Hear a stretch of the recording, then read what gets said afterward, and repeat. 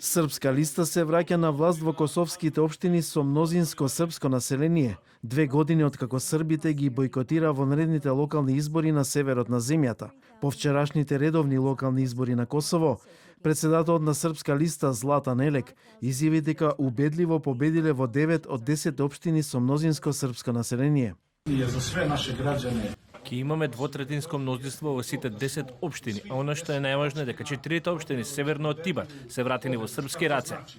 Трката за градоначалници останува отворена во клучните градови, вклучувајќи ги Приштина, Призрен, Пеќ, Џаковица и Митровица, откако ниту еден од кандидатите не обезбеди над 50% од гласовите.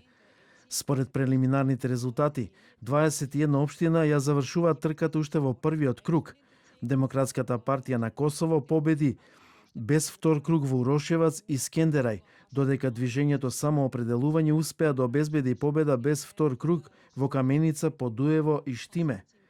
Тензиите на северот на Косово пораснаа откако србите ги напуштија сите косовски институции во 2022, откако не им беа исполнети барањата за поголема автономија, а следната година ги бојкотира изборите.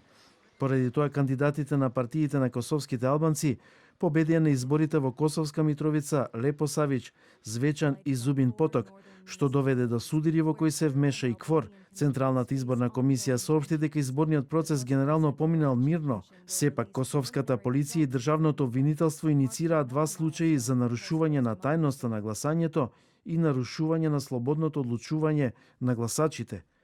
Представниците на Европската унија и дипломатите, вклучувајќи ги британскиот амбасадор и амбасадорот на Унијата, кој ги наблюдува изборите, ги оценија изборите како важни за демократијата и за очекуваното враќање на србите во косовските институции.